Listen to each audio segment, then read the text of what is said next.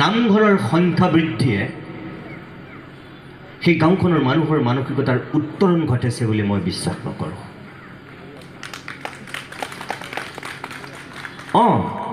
যদি সেই গাঁওখনত এটা লাইব্ৰেৰীৰ পৰা দুটা লাইব্ৰেৰী হৈছে, সেই গাঁওখনৰ চৰকাৰী অনুদান নোপোৱাকৈ যদি স্কুলখন গাঁৱৰ মানুহখিনি লাগি ভাগি টিপ টপকৈ বনাই দিছে, তেতিয়াহ'লে মই ক'ম যে গাঁওখনৰ মানুহৰ সঁচাকৈ উন্নতি হৈছে, মানসিকতাৰ পৰিৱৰ্তন হৈছে আৰু তেওঁলোক সঁচাকৈ এতিয়া বিশ্বমুখী নাগৰিক। কিন্তু একেখন গাঁৱতেই যদি 120 ঘৰ মানুহ থকাৰ পিছত প্ৰথমতে এটা নামঘৰ, তাৰপিছত যদি দুটা নামঘৰ আৰু তাৰ পাছত যদি আকৌ কোনোবা সংঘ, কোনোবা বামুণীয়া, এনেকুৱা ভাগত যদি আকৌ সেই দুটাৰ পৰা তাত তিনিটা, আপোনালোকে মোক বেয়া পালেও মই ক'ম যে মই নাভাবোঁ যে সেই গাঁওখনৰ মানুহৰ সঁচাকৈ ক'ৰবাত সমন্বয় আছে, ক'ৰবাত সম্প্ৰীতি আছে, ক'ৰবাত তেওঁলোক এক হৈ আছে, মই বিশ্বাস নকৰোঁ।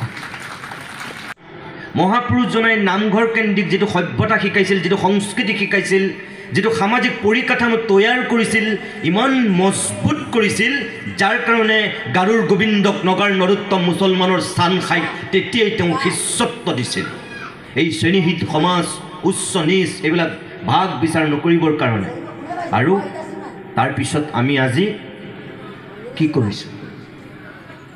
আমি নামঘৰৰ ভাগ কৰিছোঁ।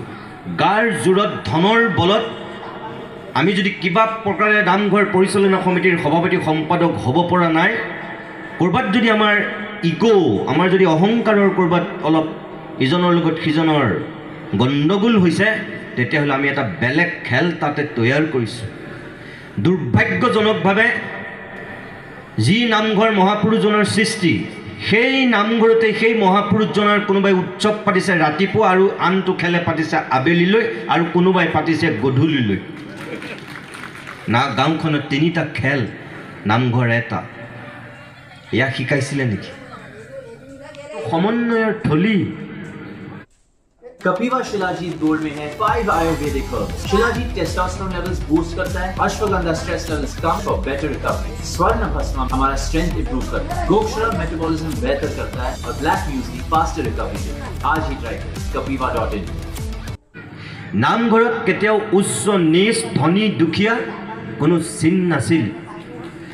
তাত জমিদাৰৰ যিটো জেগা পাইছিল, আটাইতকৈ দুখীয়া ভিকহুজনেও সেই একেই মৰ্যাদা পাইছিল নামঘৰত।